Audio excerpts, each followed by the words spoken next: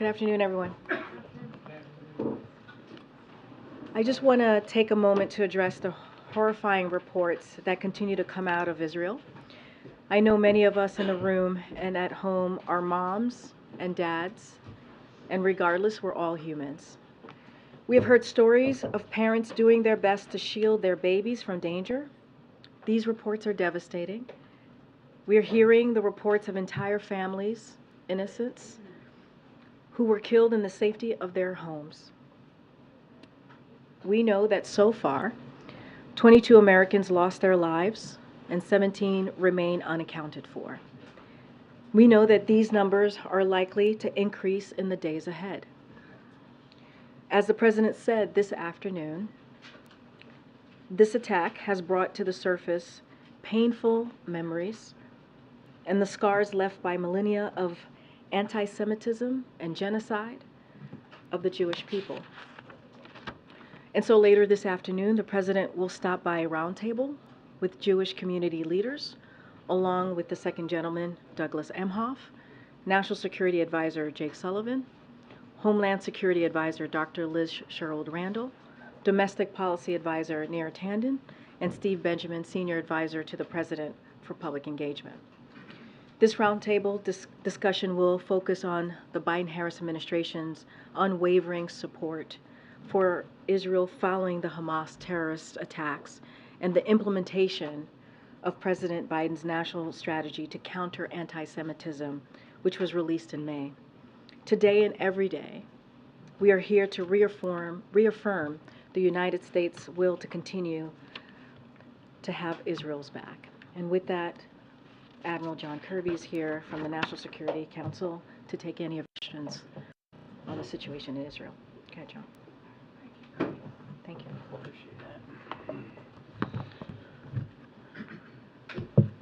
Good afternoon, everybody. As Karine noted, sadly, the numbers of Americans killed, murdered, has climbed, and we have a little bit better sense today of how many more Americans are unaccounted for, or missing. We know that a number of those Americans are being held hostage right now by Hamas. I think we all need to steel ourselves for the very distinct possibility that these numbers will keep increasing, and that we may in fact find out that more Americans are part of the hostage pool. So, as Karine said, our message to all these families affected is that we're with you, we're grieving with you, we're sorrowful with you, we're worrying with you, and we're going to do everything we can, particularly for those who don't know where a loved one is, to find out where they are, and to get them home with you where they belong. And that includes, of course, being willing to assist in advice or counsel when it comes to hostage recovery efforts. Now, of course, the Israelis have a very robust hostage recovery capability of their own. Sadly, they have been forced to perfect that particular kind of capability, but we also have a lot of know-how too, and we're offering to share that with the Israeli Defense Forces. At the same time, we're sharing additional defense-related support. I think you saw that the Israeli military announced today, with some imagery, the first tranche of U.S. military assistance arriving in Israel. That will continue. We also, as I think the President alluded to yesterday, were able to replenish some of their Iron Dome interceptor missiles. These were missiles that we already had in stock in Israel. We simply just transferred ownership over to the Israeli Defense Forces. So again, more aid, more assistance will be coming in coming days. As you also know, the aircraft carrier USS Gerald R. Ford and her strike group are now in the Eastern Mediterranean. They arrived yesterday. They are there for deterrence purposes, to make it clear to any would-be actor, organization, group, terrorist network, nation state, anybody who thinks that with hostile intent towards Israel, that this is the time to widen and expand the conflict, that we will take our national security interests seriously. I would also note that the USS Dwight D. Eisenhower aircraft carrier and her strike group will be departing on a pre-scheduled, long-scheduled deployment to the European Command Area of Responsibility. They'll start that deployment in the coming week or so. They will be going initially across the Atlantic and into the Mediterranean, where they will be available if needed. Now, no decisions have been made. I've seen some press reporting out there that we've already made some kind of final decision that a second carrier is going to be placed in the Eastern Med. No operational decisions like that have been made, but she will be heading in that direction. Her ships will be with her, and she certainly will be an available asset if needed. Bottom line is, as I said, we're sending a loud and clear message. The United States is ready to take action should any actor hostile to Israel consider trying to escalate or widen this war. And I think Jake said that pretty well yesterday. We're also going to continue to talk to our Israeli partners about their needs to ensure, again, that they have what they require to defend their country and their people. And that's just not going to stop. In fact, it's almost an hourly conversation that we're having with our counterparts. Now, I know many of you have been asking about or expressing some interest in the idea of safe passage in Gaza for civilians. Let me just say right up front, we're actively discussing this with our Israeli and our Egyptian counterparts. We support safe passage for civilians. The civilians are not to blame for what Hamas has done. They didn't do anything wrong, and we continue to support safe passage. I don't have an announcement to make today. I can't tell you a specific route or a corridor. I just want to make it clear that we are actively working on this with our Egyptian and our Israeli counterparts. Civilians are protected under the laws of armed conflict, and they should be given every opportunity to avoid the fighting. Now, if I could, to Ukraine just quickly. Today, the Secretary of Defense announced at the Ukraine Defense Contact Group meeting over in Europe that the United States is announcing a new aid package, which includes air defense ammunition for U.S.-provided artillery and HIMARS, counter UAS equipment, unmanned aerial systems, to help Ukraine protect their people against Russian and Iranian drone strikes. We're also announcing additional anti-armor capabilities and more than 16 million rounds of small arms and ammunition. As the Ukrainians continue to wage a very tough counteroffensive, and as winter now fast approaches, we believe that it is absolutely imperative, you heard me say before, time is not our friend, that we continue to do everything we can to help Ukraine succeed on the battlefield and claw back some more of their own territory from Russian units on the ground there. This military aid package that we're announcing today is another important signal of our continued commitment to supporting the Ukrainian people, and it utilizes funding authorities that Congress authorized for Ukraine during a prior fiscal year under the Presidential Drawdown Authority. We're obviously going to continue to provide Ukraine with the weapons and equipment they need, but it is absolutely critical that Congress keep its commitment to the people of Ukraine by providing additional funding. We are in active conversations with members of Congress about additional funding for Ukraine and for Israel. And it's critical, again, that we believe Congress sends a clear message to Putin, sends a clear message to the Israeli people that the United States continues to have their back. And with that, we can take some questions. I'll pick first, John. Ask just a little bit of clarification on the 22 Americans who unfortunately been killed. Were all those Americans believed to be killed by Hamas? Were all of them killed in Israeli territory? Or do you know of how many Americans have been killed inside Gaza? I'm afraid I don't. I mean, we know the number is accurate as of right now, but this individual circumstances are not exactly clear. Yeah, this group of 22, it was in Israel, but I don't have the details on every single one.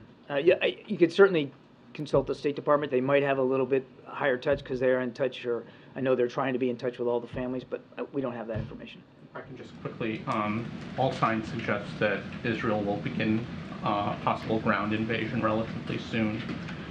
I know you talked about safe passage, but has the U.S. done anything to dissuade Israel from moving ahead with a ground offensive?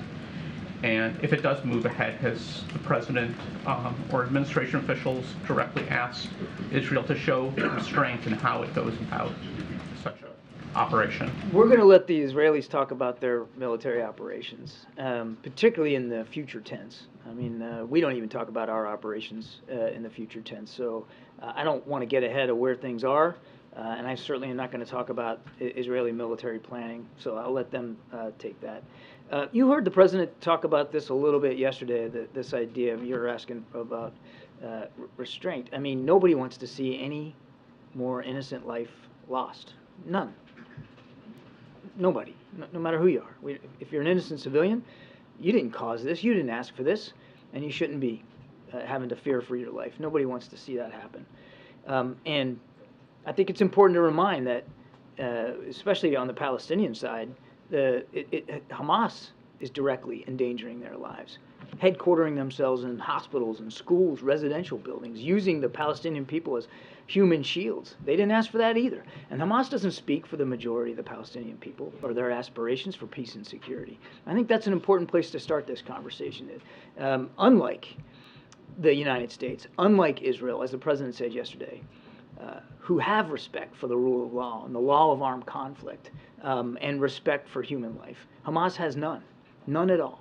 So again, we'll let the Israelis speak for their military operations. Our focus squarely right now in these still early hours, and they are early hours, is to make sure that the Israelis have what they need. I just want to clarify the numbers here. I think, Karine, you just said that 17 Americans remain missing. Is that the latest number? I think yesterday you had said 20. I just want to make sure we're operating off of the same thing. There is 17 that are missing and 22 that are dead. And is there anything you can share with us about anything you know about the condition of the hostages? And also, has there been any kind of communication with Hamas, either directly or with allies or partners, about securing their release? Is there any kind of receptiveness that they've shown even to talking about this issue? So let me take the second one first. Obviously, we're in discussions not only with the Israelis about what hostage recovery could look like, but with other allies and partners in the region. And there are some countries like Qatar that have open lines of communication with Hamas. So of course we're casting the net wide, as you would expect we would. We want to get these all the hostages back with their families, particularly the American hostages, no question about that. Now where they are and in what condition, no. Sadly, we don't know. And that makes efforts very, very difficult, again, in these early hours. But we don't know. We don't know where they are. We don't know if they're all in one group or broken up into several groups. We don't know if they're being moved and with what frequency and to what locations. All of those questions we're working hard to answer. I understand you're casting a wide net, but has any communication actually been made with Hamas?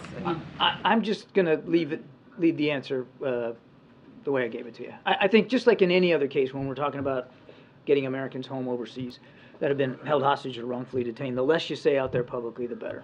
Got it. Thank you. And two on this region and one on another in this hemisphere that I know some outlets in this room have questions about. First, on the humanitarian corridor, is it accurate that the Egyptians have rejected calls to allow for one? I think you'd have to talk to the Egyptian authorities on that. Talks continue, or? We believe that safe passage is important, and we want to see a safe passage corridor opened up. We also believe it's important that humanitarian assistance have a way to continue to get to the Palestinian people. And as Jake mentioned yesterday, we're in active discussions with the Israelis and with the Egyptians about that. There's, of course, this ongoing intelligence assessment and now political debate over Iran, what it knew, what it may have done to support Hamas in all of this. Even if there's no direct evidence linking Iran to this specific attack right now, does the U.S. believe Iran needs to pay some kind of a price or be some kind of retribution for having supported Hamas all along up to this point? I mean, the question almost, and I'm not picking on you, Ed, but it implies that that we're just now waking up to the fact that they've been supporting Hamas and Hezbollah and other terrorist networks. Hamas is one of the most highly sanctioned terrorist networks on the planet, largely because of what we've been doing here in the United States to target them. And Iran, my goodness, just since the beginning of this administration, we have sanctioned some 400 plus entities with more than 40 different sets of sanction regimes, 30 of those just this past year alone. We've increased our military presence in the Gulf region because of their attacks on maritime shipping. We have added additional sanctions because of their support to Russia and the fact that they're still providing drones and technology to Mr. Putin so he can kill innocent Ukrainians. And now we've added our military capability. We've added to it from a naval perspective in the Eastern Med. So nobody has turned a blind eye to Iranian destabilizing behavior. Now, I think what you're trying to get at is this particular set of attacks. What Jake said yesterday still holds. We obviously recognize that there's broad complicity here by the Iranians, I mean, because of the longstanding support to Hamas. Hamas wouldn't have been able to function at all had it not been for propping up by the Iranian regime. But we haven't seen any specific evidence that tells us they were witting, involved in the planning, or involved in the resourcing and the training that went into this very complex set of attacks over the weekend. There's one other, I mentioned an issue here in this hemisphere that there are outlets in this room I know curious about. There have been several days now of protests in Guatemala that have essentially locked down parts of the country amid the ongoing protracted, difficult presidential transition. Just curious if you can give us a sense of how the U.S. is monitoring that and whether it has any message for protesters who continue to hold up some parts of society that have blocked gasoline and food shipments to parts of the country. We certainly aren't going to involve ourselves in internal Guatemalan politics. We obviously believe in free and fair elections. We believe in democratic voices. And we certainly believe people should have the right to protest, whatever they want to do, as long as they do it peacefully and in a way that doesn't put others at harm. I think I'll leave it at that. Gotcha. Thank you. John, you mentioned wanting to avoid actors in the region taking advantage of this.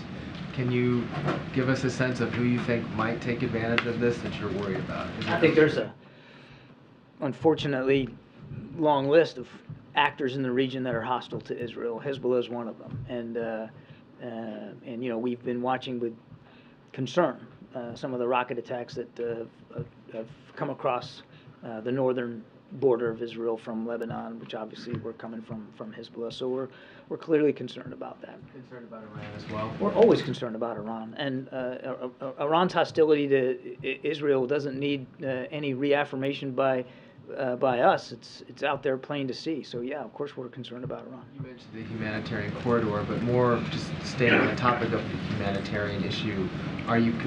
What can be done, or what is the U.S. doing to prevent a humanitarian crisis in Gaza? The situation now about power, water, food. Yeah, as I said, we believe that humanitarian assistance is important for the Palestinian people that live in Gaza, and we are going to continue to pursue options to make sure that they get that humanitarian assistance. Yeah, so is the U.S. in conversation with the Palestinian Authority or the Palestinian community here in the U.S.? We have been routinely in communication with the Palestinian Authority. There's not meetings or discussions, in recent hours that I can speak to, but we have long maintained an open line of communication with them. How about, does the U.S. also condemn perhaps potential war crimes Israelis are committing in Gaza, against Gaza? Well, our focus right now is making sure that Israel has what it needs to defend itself against these attacks. If I could ask you first just about something that you referred to, which is the reported incursion into northern Israel. There have been reports from the IDF. Do you have any new information to share on that? There were reports of paragliders initially. Any other additional information about that? I've seen the reports. We've taken a quick look at them. We are not in a position to corroborate the validity of them. What I talked about with Jeff was rocket attacks that we know have occurred in recent days. Then if I can, I just want to ask you separately about these hostages right now. Presumably 22 dead, at least 17 held hostage. Not only the number of dead could rise. 17 that we know are missing. Excuse me. And that number will that fluctuate. Number could rise. It could rise, it could go down. I mean, as people, maybe they're found safe and sound, so Understood. it's 17 today. Understood. So about those who remain hostages right now, has the president ruled out sending any American forces of any kind into Gaza at any time to help secure their release if necessary to get them out safely? We haven't made any policy options or operational decisions with respect to hostage recovery at this time. We are in nothing's active. ruled out. We haven't made any decisions about hostage recovery at this time. We just don't also have enough information, Peter, to be able to make decisions like that. But you heard Jake yesterday say, and the president has said, we'll do everything we can anywhere around the world to make sure that Americans held hostage have a path home and to be safe with their families. So we're keeping to Mary's question, obviously we're casting the wide net. We're also keeping the options wide open right now as we get more information, but we just don't have enough granularity to be able to fine-tune those options. Has the president spoken to any of those unaccounted for or any of those Americans dead? I'm not I know that the State Department has been in touch with most of the families of those that we know have been killed. I don't know if they've talked to all of them. I have no conversations from the White House to speak to. Thank you. What's the level of concern that American troops who are stationed in the Middle East might be a target of Iran or some proxy forces, and are there steps being taken to secure military installations? Well, sadly, I mean, our troops in the Middle East are well familiar with the ebb and flow of security concerns for force protection. I mean, it's just part and parcel being deployed there. And it's never not a concern for commanders in the region when it comes to force protection, because some other event somewhere else could absolutely have repercussions for you and your troops. So without speaking to specifics, never do that. What the force protection measures look like, they change all the time. They certainly are adapted to the situation, and the Defense Department will and of course be able to speak to what they're doing. And are you seeing any evidence of potential domestic threats that people might be inspired by these attacks to do harm here in the U.S. to synagogues or any other? I know of no specific threats here domestically, based on, like, a spillover effect of what's happening between Israel and Hamas. I know of no specific threat streams here to speak to. But you heard the president talk about this yesterday. We're not going to assume anything. Because of the rise of anti-Semitism around the world, and certainly here at home, it makes perfect, prudent sense that we take the kind of action we have taken with local and state authorities to increase our intelligence posture, domestic intelligence posture, and to make sure that we're properly prepared to deter and disrupt any potential violent threat to the Jewish community here at home. And I think you'll hear the president talk about this a little bit more today. Jackie, and then we'll go to the Thank you, Karine. John, this was a massive intelligence failure. Who bears responsibility for that? You know something, Jackie? There's going to come a time when it's appropriate for us to take a look back retrospectively and see what the intel picture showed us or didn't show us, whether there's any gaps that need to be closed. There's going to be a time for that. And I suspect that our Israeli counterparts will do the same thing. Now's not that time. It's just not that time. Can you speak to the reports that Israel was warned by Egypt? I can't. McCall from Foreign Affairs made that allegation this morning, saying that that was something that members were told on the Foreign Affairs Committee. So has that been discussed at all, or is that something you're looking into? I can't speak to specific intelligence matters. Again, there will be a time to look back at this, as we always do, and we will. Right now, we're sharpening the intelligence gathering and cooperation and sharing with Israel, as we should, since they're involved in active operations, and we're making sure that they get the tools they need. Can you define what the direct link is when you guys talk about Iran not being involved, no direct link? What do you consider to be a direct link? So what I'm referring to there is any evidence that we have that they were knowledgeable of and aware of these particular attacks. Now, of course, as Jake said yesterday, you know, that they were obviously have been broadly aware of Hamas's hostility to Israel and to some of the broad planning that Hamas would do. But we haven't seen anything that tells us they knew specifically date, time, method, you know, that they were witting to this.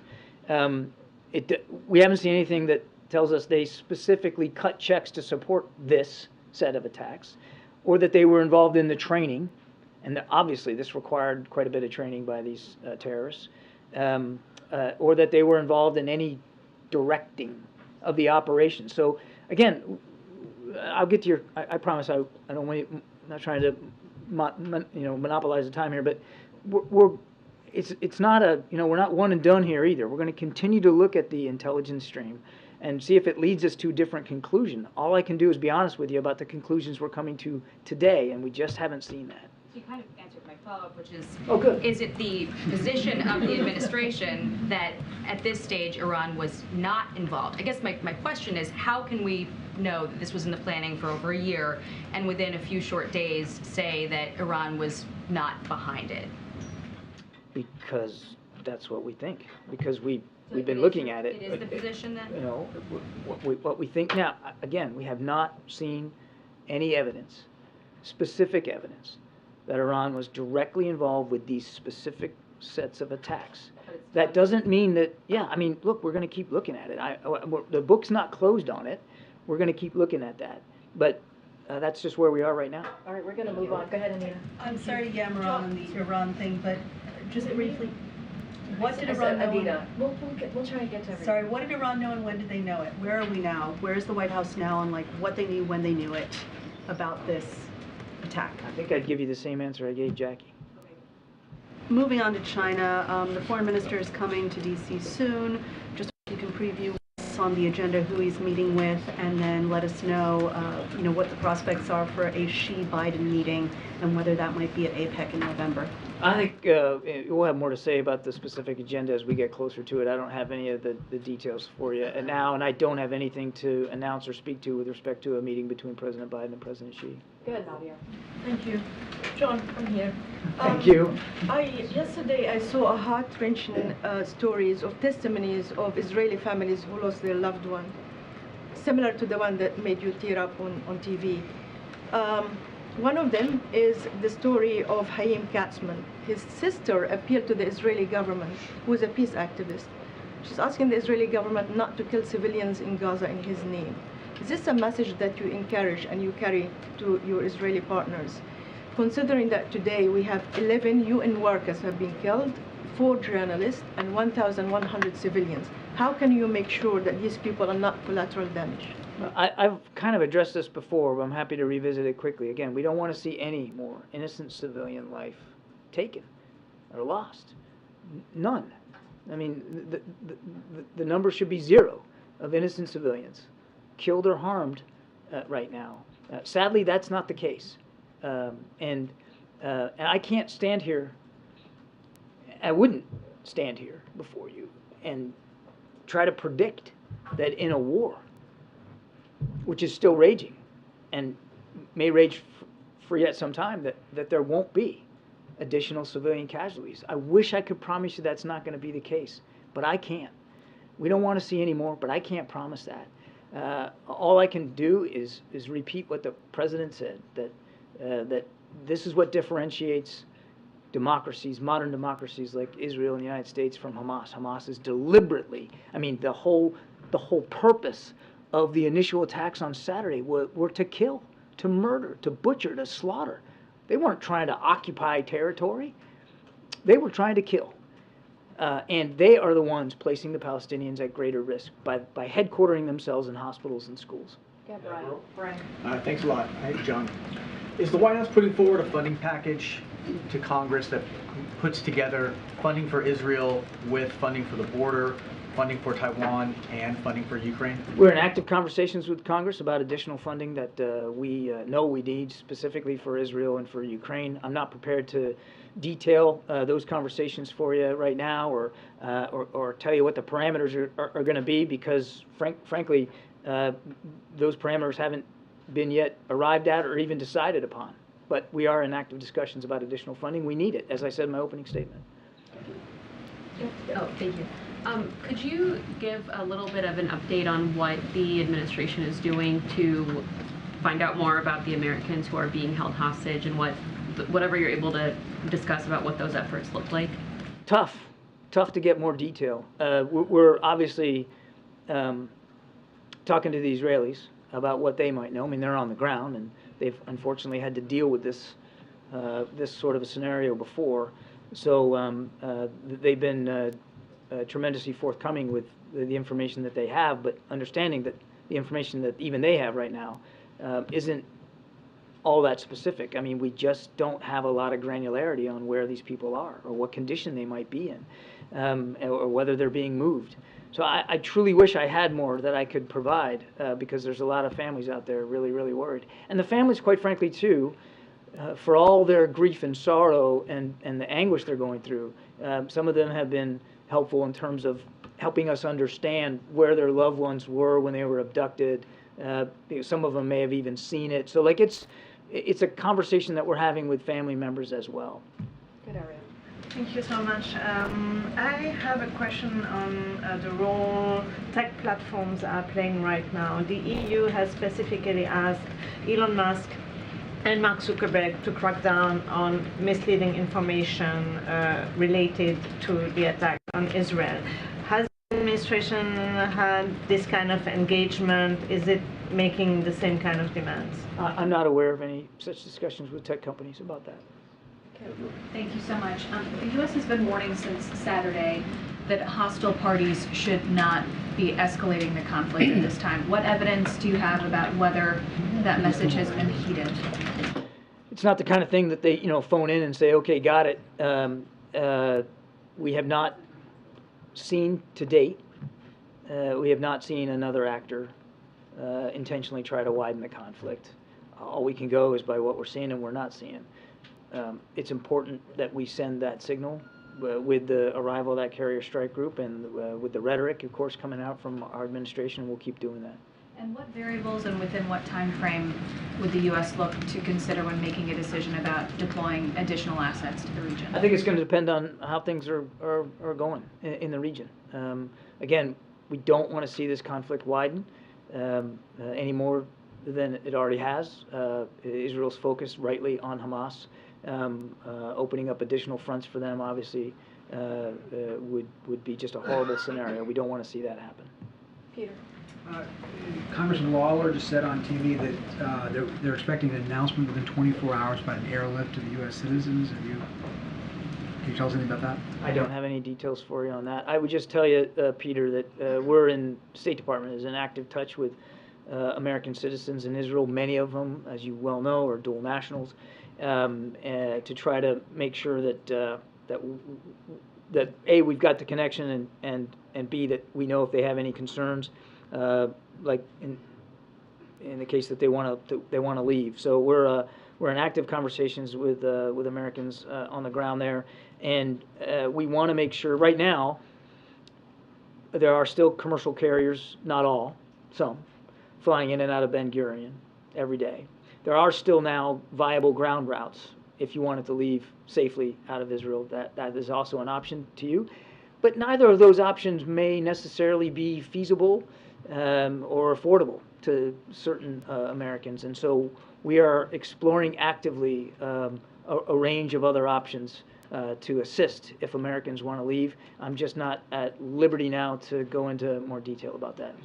Dual citizens, can you identify, do you know how many of the 22 Americans who have died and the 17 that are unaccounted for, how many of them are dual citizens versus just pure, only American? The State Department might be able to give you that. I don't have that data handy, but as you know, so many American citizens in Israel are in fact dual passport holders. Do the Israelis on decisions on what to do about them that they are in fact mostly dual citizens?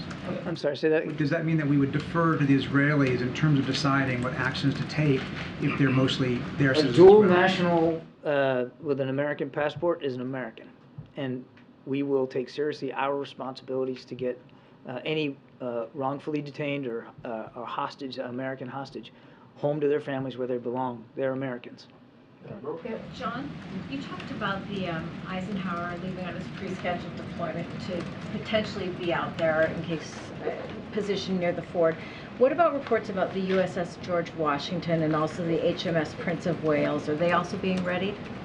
I don't know of any plans for them to be readied. Again, I'd refer you to the Defense Department to speak to other units. Again, I want to remind the Eisenhower is preparing for a long scheduled deployment to the region, and I don't have any operational decisions to speak to. I just thought it was important to put that into some context because I saw some reporting yesterday that seemed to suggest it was a definite decision that she was going to join the Ford. That could happen. I don't know. But she will be deploying into the Mediterranean and will be an available asset as well as her escort vessels. Okay, I have another follow-up here. It seems like you've really been trying to, excuse me, project the message that you want to contain this. You want to make sure that state and non-state actors get the message that you want to keep this contained. So how does it help that effort when you have statements like Senator Graham on Capitol Hill saying, if Hezbollah in the north attacks Israel in strength, we should tell the Ayatollah we will destroy your oil refineries and your oil infrastructure. How worried are you about statements like that? I'll let members of Congress speak for their comments, and and what they think should be done or should not be done. The president's the commander-in-chief. The responsibility is on his shoulders, and he's also, of course, a strong supporter of Israel, has been for his entire life in public service. We have to answer for the policy decisions that we make, and we're comfortable doing that. Thank you. Yeah, it's okay. Amar's head is right there. You scoot down a little bit. I'm kidding. On the humanitarian corridor, I know you said there's conversations ongoing. Could you provide some more detail? I mean, what would the U.S.'s involvement in that be? Are we talking encouraging conversations with Israel and Egypt? Would we have direct involvement in creating some kind of a humanitarian corridor here for the 2 million plus people to leave? They have no option at this point. We want to see that they have an option, and Israel and Egypt are the two most significant players when it comes to trying to get that corridor open. So I think you can understand, at least I hope you do, that I wouldn't want to get into too much of the diplomacy here and the conversations that we're having, but we are having active conversations about trying to allow for that safe passage. So again, these civilians did nothing wrong, and so we want to make sure they have a way out. Did the president and Prime Minister Netanyahu have a conversation about this morning or yesterday? As I said in my first answer, I'm not going to get into too much of the diplomacy here. And could you get into specifics on the aid that you said the U.S. would want to provide to the Gaza Strip? I mean, with food, water, medications, what kind of aid would the U.S. want to provide? The normal kind of humanitarian assistance we provide normally. I mean, we are the biggest contributor to humanitarian assistance to the Palestinian people, particularly there in Gaza, and we want to see that. We want to be able to see that assistance continue. So it's food, water, medical supplies, medicine. I mean, it's the whole panoply of humanitarian assistance that we know are important because, again, these people are victims too. They didn't ask Hamas to do this. Is there an increase, though, in the amount of aid that's going? Right I don't have any new announcements to make in terms of increases. We want to see we are the greatest contributor of humanitarian assistance. We're obviously proud of that. We want to be able to see that humanitarian assistance be able to continue. Go ahead, Ed. I want to ask you about oil, if I could, and the money that it's bringing in. So is the amount of oil that's being brought in by Iran, specifically records amount, 85% to China, more oil being sold above the price cap from Russia, giving the president any pause on changing these energy policies for fossil fuels here in the U.S.? Let me back up a little bit. I mean, it's important to remember that Iran gets most of its oil revenue off the black market, and evading sanctions, which they do, it's costly to them. In fact, our evidence is that they really only receive a fraction of the market value of the oil that they sell because they have to sell it on the black market. We will always, as we do in any case, typically revisit sanctions regimes to see if they need to be changed or adjusted, specifically with respect to Iranian oil. The president, since the beginning of the administration, has been concerned about making sure we have a viable global market for oil, working hard to keep the prices of gasoline down here in the United States. Part of that is making sure you remove some of the volatility in that global supply and demand. I don't have any announcements or decisions to make today with respect to any changes to the domestic oil production. But isn't it a national security issue when you have countries that are profiting off of oil and the increased price of oil that don't like Israel, that don't like America? We don't want, for instance, Russia to be able to get a windfall in profits from the oil market, so that they can then turn that around and apply that in Ukraine. We certainly don't want to see Iran be able to do much of the same, which is why we're putting as much pressure on them as we are. So why not increase oil production here? Again, I don't have any announcements to make today. Go ahead. Thanks. Just to follow up on Brian's question, I know contours of a congressional package is still taking shape, but can you provide us anything on a timeline or give us a sense of how quickly the U.S. would exhaust what it can provide to Israel before congressional action is needed? We have existing authorities and appropriations to support Israel in the near term. And I got asked last time, what does near term or what's a bit mean? I can't give you a date certain on the calendar because a lot of it's going to depend on their expenditure rate and what the replenishment ability is, or what the need is, and what our ability to do it is. But in the near term, we've got appropriations and authorities for both Ukraine and for Israel. But you don't want to be trying to bake in long-term support when you're at the end of the rope. And in Ukraine, on the Ukraine funding, we're coming near to the end of the rope. I mean, today we announced $200 million, and we'll keep that aid going as long as we can, but it's not going to be indefinite. So are we moving with a sense of alacrity? Absolutely. I couldn't give you a date certain on the calendar. Can I follow up on that for a second?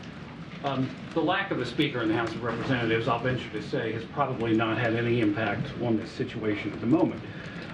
Are there, though, coming to be immediate needs for Israel if Republicans get their act together up on the Hill?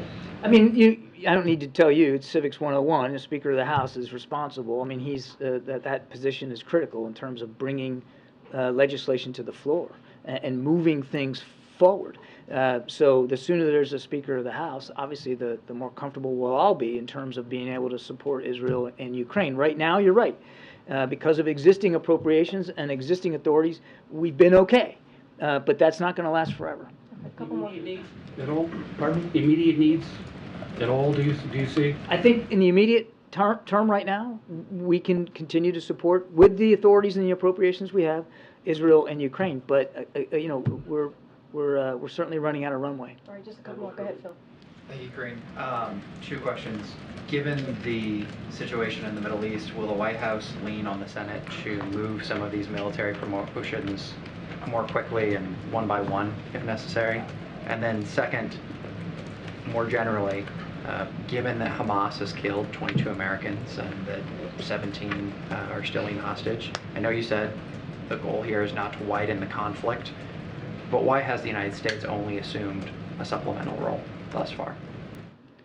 So on your first question, what's going on in Israel right now just underscores how important it is that our military has the leadership they need in place. And it's not just the ones that are in the jobs now that are being held up, it's the jobs they're supposed to go to. I mean, right now, the incoming Fifth Fleet commander, the 3-star Navy admiral who's in charge of the naval forces in the Gulf region, is not confirmed for that job. So the guy who's in the job is still doing it. So these rotations matter, and they do have an impact on the military's ability to fleet up and improve the leadership capability across the force. So it is having an impact, and it would anyway. But I think now that you've got these moves in Israel, and you have the need to provide additional military resources from the Navy and the Eastern Med, all I think just highlights how dynamic the security environment is around the world, and how much more critical it is that the leadership of the military be able to address that dynamism through the normal promotion process and the normal assignment process. I would take issue with your a comment about a supplemental role. I'm not really quite sure what you mean by that, but to assist and offer advice and counsel. That's right, we are. That's right, and we're going to continue to have those conversations with the Israelis. If you're talking about the hostage recovery efforts, we'll have those conversations. But as Jake said yesterday, we'll do what we need to do for our citizens who are being held hostage. We will do what we need to do. We'll do what is possible to do. But I think, as you heard in my answer to Mary, we just don't have a whole lot of fingertip feel. I mean, it's hard to come up with a policy option when you're not really sure where they are, how many they are, whether they're being moved. So we're working this very hard, hour by hour. But I'm not going to stand up here and lie to you and say that we have it all figured out. Thank you, John. Thank you, Karine. Thank you, John. And troops across the world are appreciative for this administration's support, both the words and in deed. I'd like to convey this message to you. A few very quick questions. I want to follow up on the reports that Hamas is calling for day of general mobilization on Friday, October 13th. Are there any specific proactive measures that American Jews should take, in your opinion? You mean here at home? Here at home. Well, first of all, I mean, and you've heard the president talk about this. We understand the anxious, the anxiety, the concern. Certainly, here in the United States as anti-Semitism unfortunately rears its head, but also we know that the Jewish community is almost like a family. It's big, but it's small, and everybody knows somebody. And we know that there's so many Americans in the Jewish community here who are worried about friends and family members that are there. We share that worry with them. We want them to know that we know that there's fear, and that we're going to do everything we can to reduce that level of fear, that they should be able to worship and recreate and work in peace and safety on every street in the United States of America. And that's why we're working so closely with state and local authorities to be able to identify any potential threats and disrupt those threats before they happen. But mostly, we want the Jewish community over there and certainly here to know that we're with them. I've got one more question, John. In the event Israel strikes Iran, what levels of support can they anticipate from this administration? I won't get into hypothetical operations that haven't happened yet or what policy options might accrue from that. I just won't do it. Mary, you have the last question. Thanks, I appreciate it. I know you said that it's been so hard to get any information out about U.S. hostages, but have you gotten any proof of life? I'm not aware of any specific proof of life on any individual hostage. And I would say that of the 17 that Karine talked about that we know are missing right now, and again, this is going to change, but right now we think the number that we know or we believe are held hostage is very small, like less than a handful. But that could change over time. We're going to get more information every single day. You talked about the need to get, the U.S. was supporting trying to get more humanitarian assistance into Gaza. The UN Human Rights Chief said that any siege that would cut off necessary supplies like food and water could also be a violation of international law. Is that how the U.S. sees it? I think I'm just going to not get ahead of where we are right now, if you'll just let me do that. Okay, thanks everybody. Thank you. All right, guys, we have a few minutes. Thanks, Admiral. I don't know if you guys have any more questions. Admiral? Yeah. So the CBO yesterday said that the budget deficit totaled 1.7 trillion, which is an increase from 300 billion from last year. Why did the deficit increase if the U.S. economy is doing so well, as President Biden has said? So a couple of things. As you know, the president has, when it comes to the deficit, he has done a record amount of work in reducing the deficit, as you just laid out. One of the things that we have seen is that congressional Democrats continue to do the trickle-down economics, which we know it doesn't work, right? You've heard us call Meganomics, right? And so it has increased the deficit. It has increased even more than it was anticipated. And so this is what we believe is Meganomics deficit. And the reason why, just a couple of things to lay out here, if you think about the Republican tax cuts, they are responsible for about 90% of the increase in the debt as a share of the economy, and that's over the last 2 decades, right? This is for some time now, and that's including that one-time emergency spending. And so if you look at 2023, the increase, as you just laid out, the falling tax revenue caused 63% of the increase in the deficit, and the non-interest spending was not responsible for the increase in the deficit in 2023, but it's causing just 6% of the increase. So that's how we see this, the numbers from the CBO. That's how we kind of break it down. That's how it's been broken down, and how we see why the deficit has increased. Again, this is decades and decades, if you think about it, of trickle-down economics that just doesn't work. It doesn't work, and we see that in the numbers from yesterday. Okay. House Republicans are suggesting that another CR bill could be needed, potentially into next year. Would the president support such a bill and delaying this appropriations process again? I'm not going to get ahead or get into the hypotheticals of how Congress is doing their business. Obviously, the House Republicans have to figure out who's going to be the next leader. As the president said, he doesn't have a vote in that. They have to make that decision as they're moving forward in figuring that out. But what we want to see happening is that we want the House and Congress to get back to work, to get get to work so that we can deliver for the American people. I'm not going to get into hypotheticals, not going to get into their process here, but certainly they're trying to figure it out right now in the chaos that they've caused. If there is another CR bill, though, does the president want to see Ukraine and Israel aid in that package? I mean, we've been very clear. We believe, and this is something that Jake said yesterday, like we are capable as the United States, right, to be able to give funding, additional funding to Israel, to give additional funding to Ukraine. This is something that we are capable of doing, and the importance of doing that is clearly important.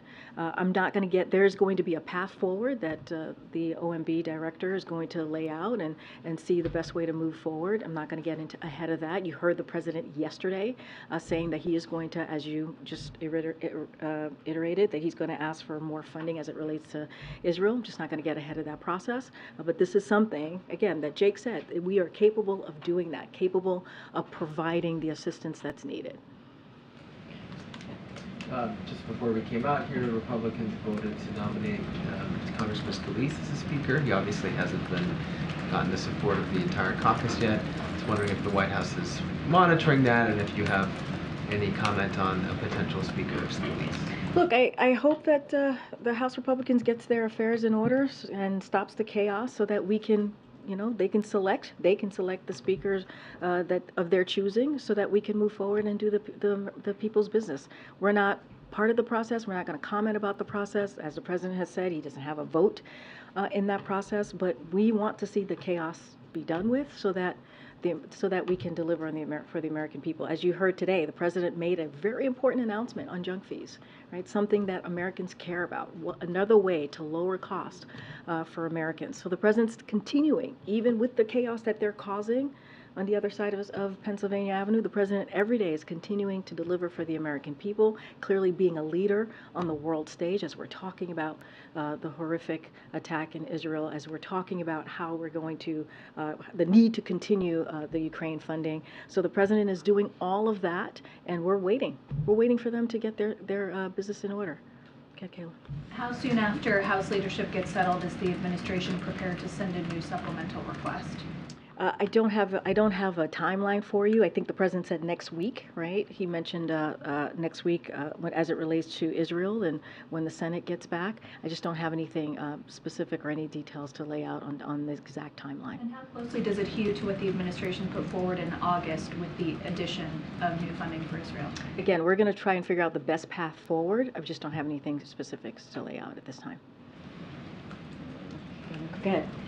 Thanks, Karine. Do you have a list of attendees for today's meeting on anti-Semitism? So we'll have a list for all of you, a readout of that later on. It's about, I believe, 20 leaders from the Jewish community. I laid out the staff, the senior staffers who were going to be participating on our end, and we'll certainly have a more in-depth readout afterwards. Thanks, Karine. On junk fees, most of the fees they talked about are disclosures and don't reduce, but the ones that do reduce, isn't this just a game of whack-a-mole and those fees will pop up somewhere else? Look, no, not at all. These are FTC rule covers many junk fees.